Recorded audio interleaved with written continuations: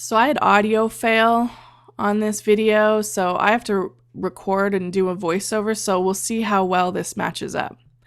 Okay, so what I did is I wanted to experiment with cold wax because I'm essentially a water media girl. I use watercolor and acrylic, and I've been a gloss whore most of my life. I really love high gloss, but I was attracted to this waxy matte finish and what it can do. So I wanted to experiment with it. So there's this thing called cold wax that you don't need a griddle or anything that you need for encaustic. Oh, and if you want to see a really awesome encaustic painter, check out Kim Bruce from Alberta, Canada, or Calgary. Anyway, it's Alberta, I'm pretty sure. I'll put a link in the show notes. She does beautiful encaustic work, and it's really deep and layered. Now, you can't get the same effects from cold wax, but you can experiment with a wax medium without having to worry about the heat and having the heat at the right temperature, because if it's not at the right temperature, it can off-gas really toxic stuff. And then you've got a heat source in your studio, and it can be a big pain in the butt, right? So cold wax gives you the possibility to experiment with it. Now, cold wax has Damar varnish, mineral spirits, paraffin wax, beeswax, and something called oberite or ocoberite wax, which I have no idea what it is.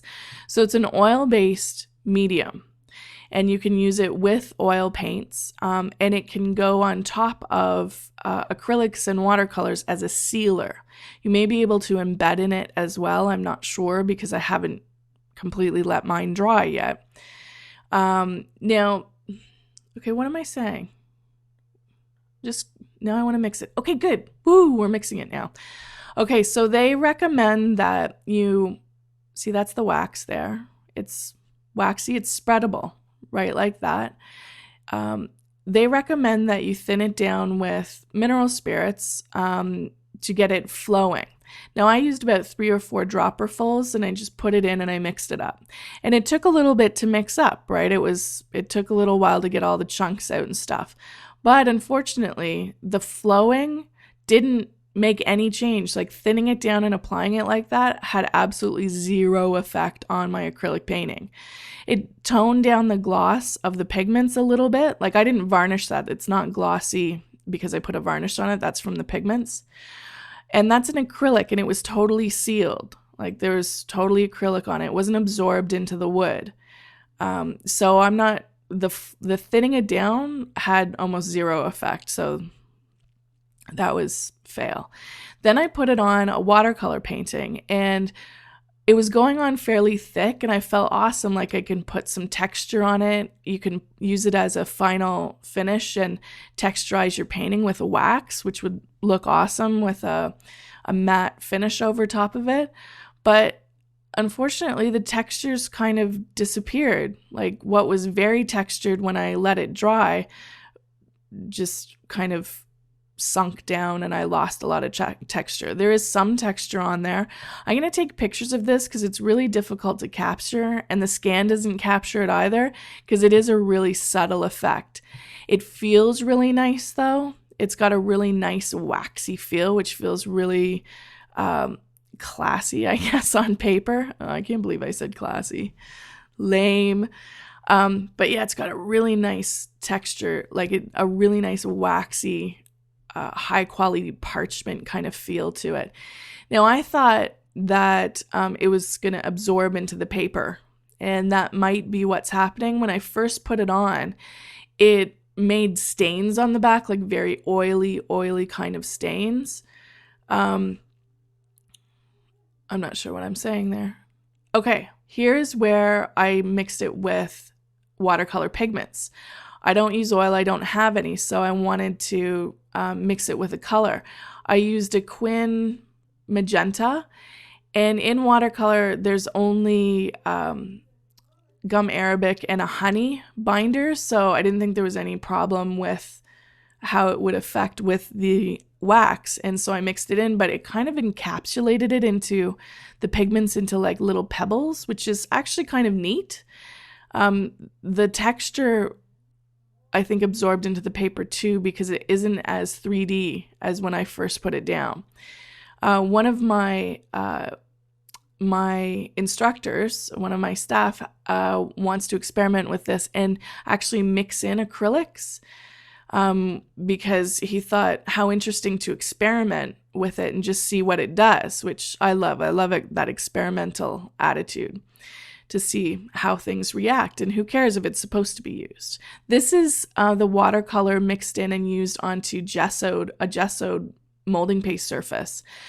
And the texture did go away as well there too. So it wasn't being absorbed into the paper. I think it just doesn't hold peaks very well.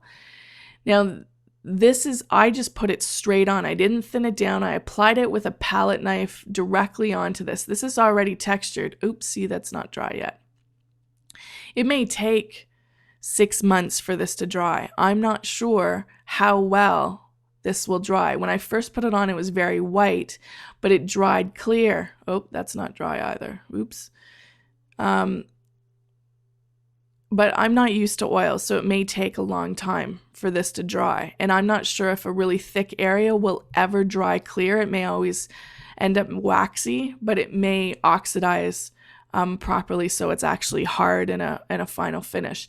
It is a neat effect. It did really tone down. This was super, super gloss, and it totally toned down the gloss. You can still see some of the gloss poking through in some areas, but it really toned it down, made it very matte and waxy, gave it a very different effect on the surface.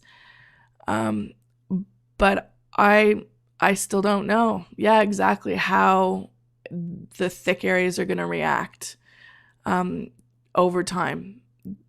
I may touch base again and have an edit in 6 months or so as I take a look at this again on the post, and we may see a change in it. Now, this is the cold wax, and I'm going to apply it. Okay, go ahead and apply it. What are you waiting for? Just go do it. There you go. That's right. Okay, see how it goes on? I crapped my pants when I first put this on. I'm like, oh, I ruined it. Ruined. It's all waxy. It's ruined. I just covered it up. It looks like, I just put butter or lard. That's what it looks like. It's like putting lard over top of your painting. Ruined. But it actually dries clear. It's just the thick areas, I have no idea. It just doesn't hold texture peaks at all. You may be able to combine that with like an impasto medium, and maybe that would hold peaks. But I was hoping to put, like, it was really neat to use it thick and then add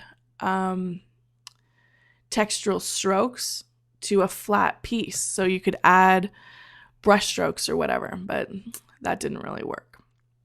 Okay, so that's cold wax, and see what you can do with that. Thanks for listening, and I'll talk to you guys soon. Great. Thanks. Take care.